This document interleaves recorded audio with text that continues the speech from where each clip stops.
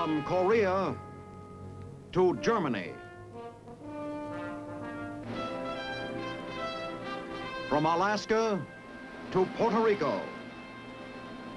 All over the world, the United States Army is on the alert to defend our country, you, the American people, against aggression.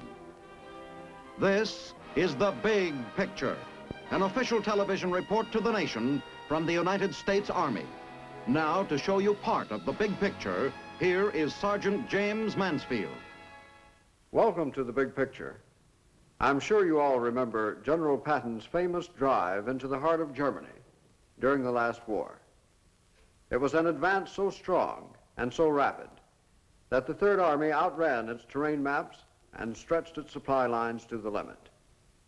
Today, we're going to tell you the story of that Third Army and the men who fought in it. Later on in the program, Colonel Quinn will have an interesting interview for you with Colonel Sam Goodwin of the Third Army. And now, to speak for the man who wears the blue badge, the combat infantryman, we take you to the office of Colonel William W. Quinn. How do you do, ladies and gentlemen? If you recall, last week we told you about the 82nd Airborne Division and about paratroopers. This week we're going to have a change of pace and tell you about tanks, and particularly about the 3rd United States Army. We'll have a guest later on who will specifically talk to us about the tank infantry team. And now, the blue badge proudly presents the 3rd United States Army.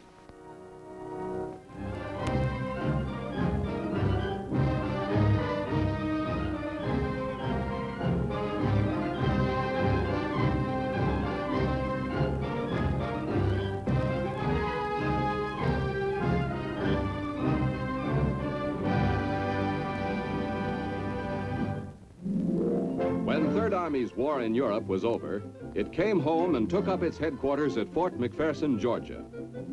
Many of its wartime veterans re-enlisted, staying with the new recruits, streaming in every day, learning the know-how of the newest inventions, the new military technology, training at different stations in Third Army's 7-state area.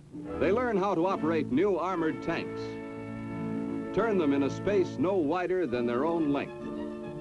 Signal Corps soldiers learn how to use the newest inventions and techniques, how to keep the lines of communication open, how to lay wire across a deep, swift stream in a few seconds. New weapons, new skills improve the chances for national defense and prepare the recruits to step into positions in the country's peacetime pursuits. Airborne troops are conditioned to fit into the air age. Learn how to take a parachute jump in their stride, how to battle a wind-blown bucking parachute on the ground and overcome it.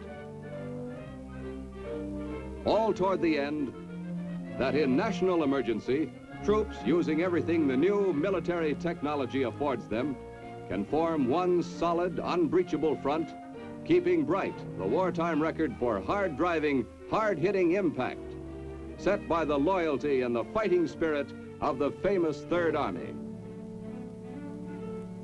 Let's look at the record. In Europe, the 3rd U.S. Army bore the code name of Lucky. Their luck was that they never depended on luck to win a battle. They knew the one way to bring a bitter war to a quick end was to destroy the enemy in the field.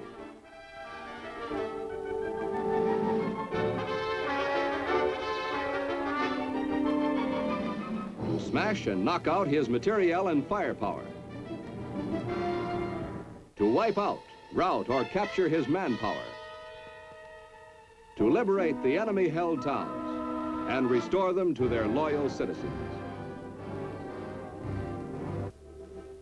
Third Army's 6 different corps were covered in the air by 9th Air Force's 19th Tactical Air Command.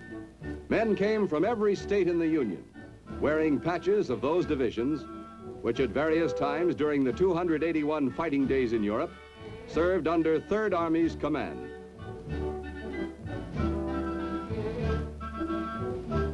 General George S. Patton, commanding general of Third Army, had his design for combat. Hit the Germans, hit them again, keep them off balance, confuse them, discourage them, drive forward, always forward. Soldiers were conditioned toward one objective: get that German first.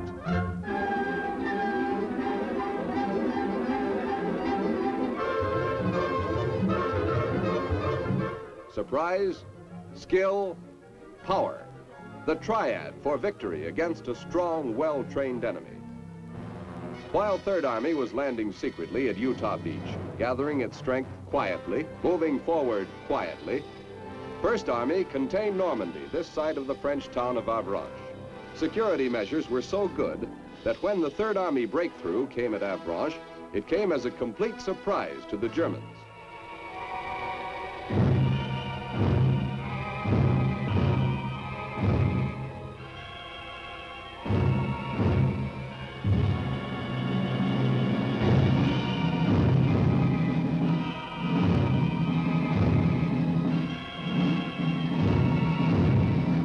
In the first shock, the Germans rushed to give themselves up. They came in from all directions.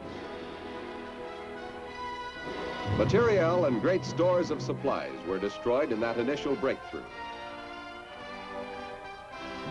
Its success separated Brittany from the rest of German-held France. Third Army headed in 3 directions, fighting in 3 directions at one time. West to Saint-Malo and the port of Brest, south to Rennes, the capital of Brittany, and east toward Paris.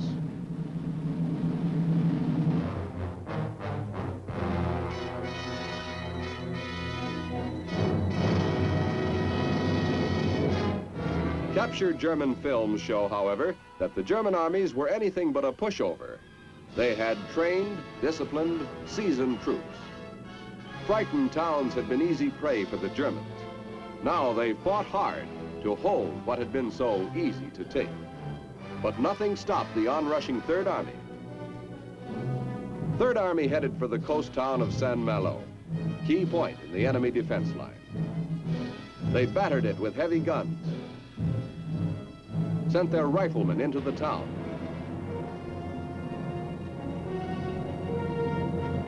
Fought the Germans from street to street and from house to house. Dug them out of the solid stone houses, each a fortress in itself. Killed them in cellars like rats. Third Army captured the town.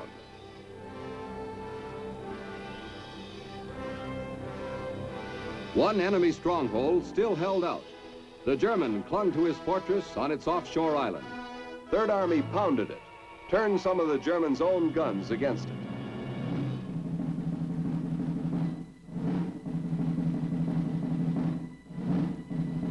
To prevent needless death and destruction, Third Army improvised a truce plane and flew it to the island with a plan of surrender.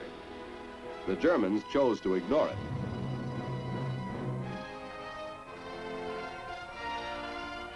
Third Army concentrated on a swift reduction of the fort. 19th Tactical Air Command blasted it from the air, swooped over the island, dropped its belly loads of eggs, sent this spectacular line of waterspouts into the air. Heavy artillery laid down fire that quickly reduced the fortress to helpless rubble.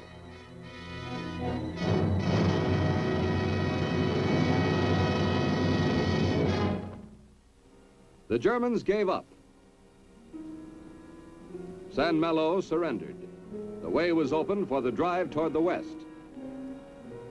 Third Army was on its way to the Brittany port of Brest, with its great German submarine base on the Atlantic. In all this fighting, ground troops, supported by tanks, set a pattern for combat. Typical of the French towns next liberated by Third Army was the German-held city of Rennes, capital of Brittany. American paratroopers, previously taken prisoner by the Germans, were released. French mademoiselles left no doubt about their feeling for the American liberators. Heroes fared well. Frenchmen brought out their best vintage wines for men of Third Army.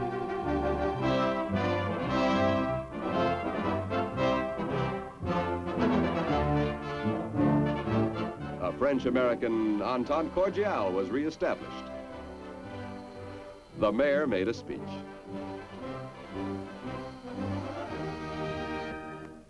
In quick succession, the French towns were freed. Third Army took the rules of the game laid down by the Germans themselves and then beat the living daylights out of them at their own game. This was the beginning of the Germans' blitzkrieg in reverse.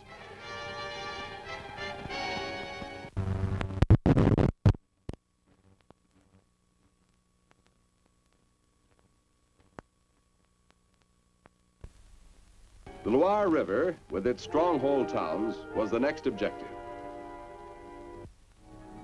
Third Army now most definitely knew where it was going and hadn't the least doubt about getting there. They were on their way.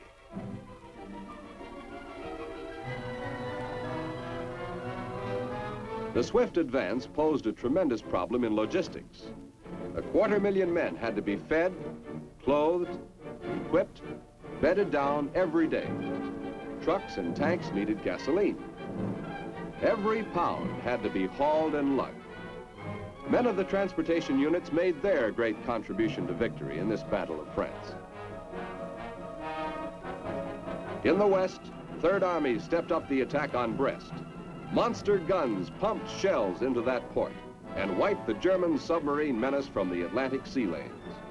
The Commander-in-Chief, General Eisenhower, viewed the progress of battle and found it good.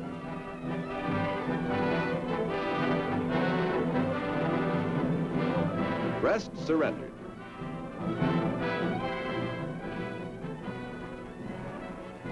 All through the fighting, Third Army had tight support from the 19th Tactical Air Command.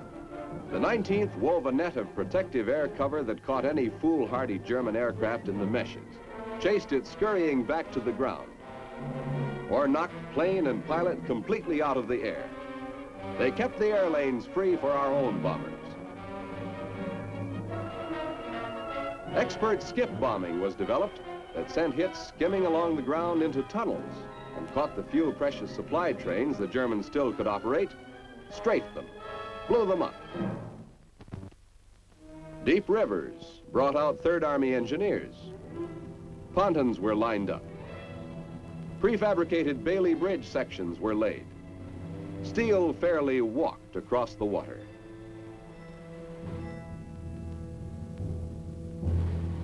Construction gangs and Bailey bridges weren't always at hand, but the enemy Germans were. They clung to these natural defenses and made crossings an invitation to sudden death. Third Army's war, at times like this, narrowed down to the close confines of a personal matter, bullet for bullet. Third Army men usually got their objective.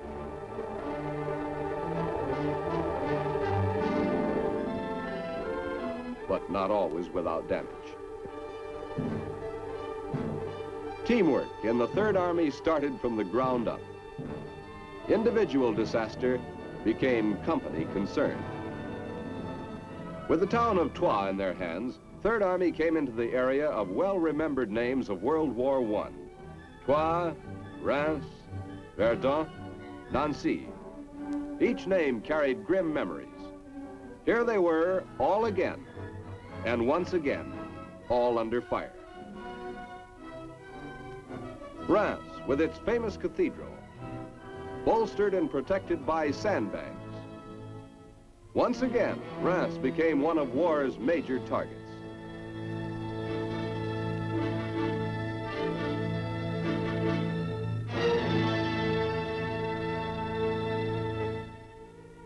Verdun.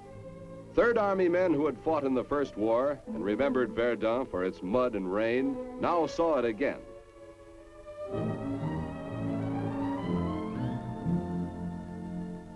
Third Army had another date waiting for it, the Fort Ring city of Metz. The Germans made it their showpiece. It was advertised as the impregnable, unbeatable stronghold of the master race. The town had never in modern history been taken by assault.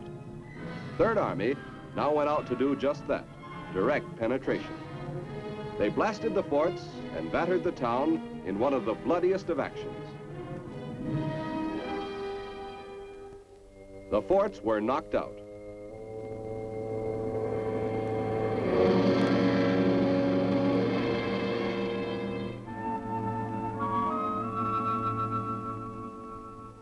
Third Army had no cheap victories. The Germans fought stubbornly. Metz brought more street-to-street combat, more house-to-house fighting. Third Army got them all, shot them out from their cover. Surrender of Metz opened the path for the great drive into Germany itself. This was the moment. The Siegfried Line was to be breached. The German sacred Rhine River was to be crossed. Then, on 16 December, plans went into eclipse. The bottom fell out. The enemy had one ace left in his military pack. He played it. The Germans quite literally threw everything they had into this last solid massed effort. They started their drive through the Ardennes, drove a deep salient into the Allied lines, widened it, blew it out to a bulge, engulfed Bastogne. They surrounded the town, but could not take it. Our troops there were isolated. Third Army was ordered to the rescue, to break the German iron ring encircling the town, to release the Americans trapped there.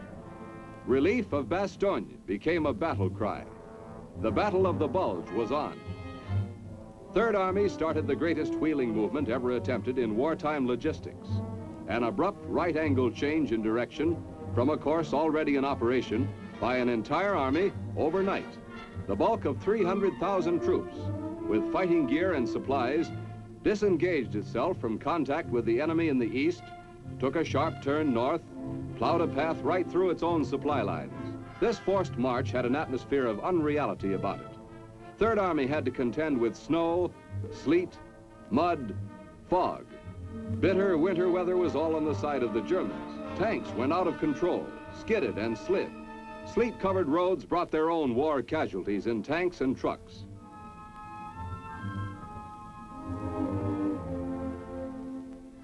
The troops in Bastogne held fast, waiting for the relief of the city by Third Army.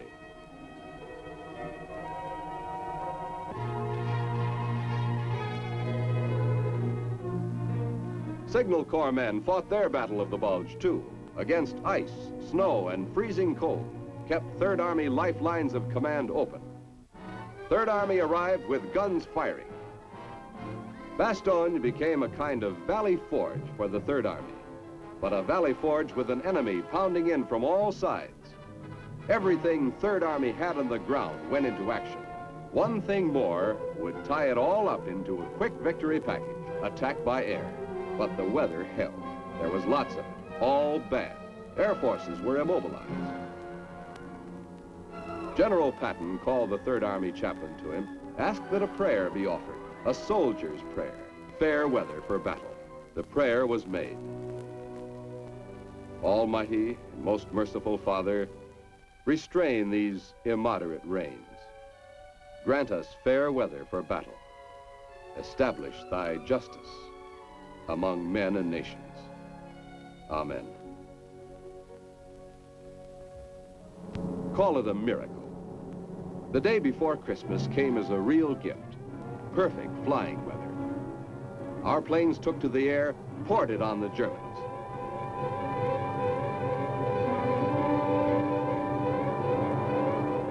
More planes followed, and more. Isolated Bastogne was fed by airdrop. Medical supplies went in. Ground forces kept pouring it on the Germans below. Destroyed them in the snow. 2 days after Christmas, Third Army broke the German lines, curled back their flanks, made first contact with the men in Bastogne. The siege of Bastogne was lifted. The German bulge finally deflated. Third Army turned its fighting strength against the Siegfried Line and the Rhine River. The Germans had no place to go now but home. But SS troops were in the way, so they stuck around, fought, gave themselves up, or were killed. Third Army tore its way through the dragon teeth of the Siegfried Line, came to the Rhine River and the German town of Frankfurt.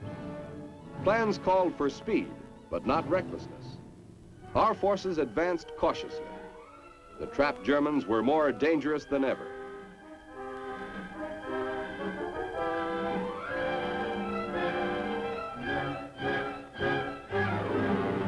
The fighting at Frankfurt was of a piece with that along the length of the Rhine.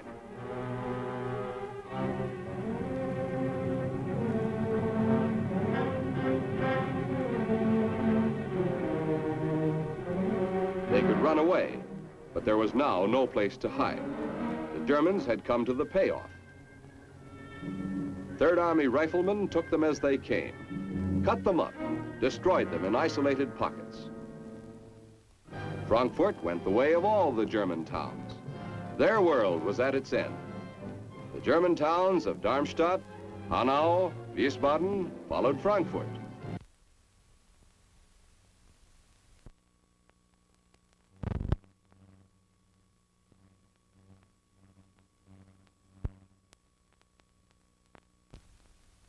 Third Army, under General Patton, never lost a battle. The great drive was nearing its last objective, the complete and total defeat of the Germans. The campaign in France, the Moselle, capture of Metz and the Saar campaign, Bastogne, forcing the Rhine, the capture of Trier, Koblenz, the Palatinate, Frankfurt. The way finally was open to the total collapse of all German-held land.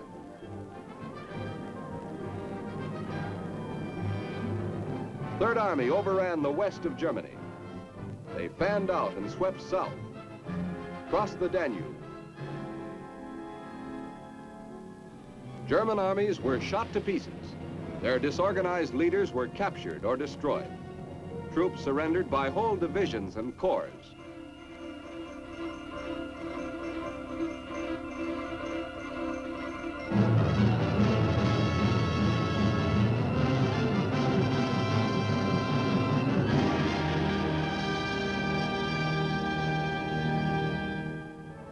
Their generals gave up their batons, their battered armies, their now discredited authority. Germany's war was over. Third Army's fighting was over, with honor and glory enough for every Third Army man. Typical of the many honors to Third Army enlisted men and officers at different times and in different places was the ceremony at Lisch, Germany, where General Patton presented the Congressional Medal of Honor to Private Harold A. Garman. A fit tribute to the fighting spirit, to the loyalty of the troops of Third Army who fought the 281 days on the 1,000 miles of foreign soil are the words spoken by General Patton. There are men Third Army will never forget. Ladies and gentlemen, I'd like to present to you Lieutenant Colonel Samuel M. Goodwin, who I believe if we'd known where to look, we might have found him in the film we just seen of the Third Army. Glad to have you aboard, Sam. Sam is your nickname, I believe. Yes, sir, and it's good to be here. Sam, incidentally, what is your hometown? I can't give you a direct answer to that question, Colonel, for I was born and raised in the Army. My father lived many places in the United States and at some overseas station while I was growing. I know what you mean. You have no home. What is your duty now, incidentally? At the present time, I'm a planner in the office of the Assistant Chief of Staff, G3, in Washington. Well, I was correct when I said that you were in the Third Army. You were, sir? What outfit were you in? Throughout my combat experience in Europe, I commanded the 6th Cavalry Reconnaissance Squadron of the 6th Cavalry Group that fought across France, Germany, and into Czechoslovakia with Patton's Third Army. Well, in connection with the use of tanks, I'd like to ask you a basic question, and what is the prime purpose of a tank? The tank is an armored shield surrounding a gasoline engine, today one big gun and several small machine guns. It's designed to perform the mission of mobility, firepower, and shock on the battlefield. Well, Sam, when were tanks first employed? The first tanks in any quantity used on a modern battlefield occurred in 1916, when at Ypres, the British used about 50 tanks. It's interesting to note that the tank was a name used by the British to conceal what project they were constructing in 1914 to 16. And the present Prime Minister of Great Britain, Winston Churchill, as an Undersecretary in the Admiralty, was responsible for the project. Many of the terms used in armor find their origin in naval terms, like the turret, the deck, and ports. Well, you can. It's considered to be a or the fact is that the initial uses of the tank were successful. Successful locally and for their purpose. However, the use of that weapon was not fully exploited, probably because the leaders who had the weapon didn't know or realize the value of what they had found. Well, let me ask you this, Sam. Have there been any great changes in tactics or the employment of the tank since it was first used? Fundamentally, armor of today is the heir to the traditional cavalry mission of military history. And, however, the tanks of World War II were much more closely integrated with infantrymen than those of the First World War. And even today, we find a more intimate integration, where there are available to commanders at all echelons of military organization tank and infantry teams. Well, that brings up, I'm glad you mentioned that, because it brings up another point as to the tank infantry team. And I'd like to ask you this question. What do you consider to be the most important elements in a well-trained tank infantry team? The first element is teamwork, an understanding of the capabilities and limitations, the tanker of the infantryman on or outside his tank, and the infantryman of the men and the weapons within the tank. Secondly is communications, the ability of one to talk to the other. And third is maneuverability, the ability to go across the ground toward the common objective. Well, Sam, I get out of this one important factor. I believe you believe that the tank is here to stay. I'm convinced of that, sir. Well, thanks a lot, Sam. Colonel Goodwin. Ladies and gentlemen, please meet with us again when we tell you and talk about the combat medical man. And be sure not to miss the interview with Colonel Canada, who's the former surgeon to General MacArthur in the Far East Command. So until next week, this is Colonel Quinn speaking for the combat infantryman who ask you to look twice at the man who wears the blue badge. It's the mark of a man. The Big Picture is a weekly television report to the nation on the activities of the Army at home and overseas. Produced by the Signal Corps Pictorial Center. Presented by the U.S. Army in cooperation with this station. You can be an important part of the big picture. You can proudly serve with the best equipped, the best trained, the best fighting team in the world today, the United States Army.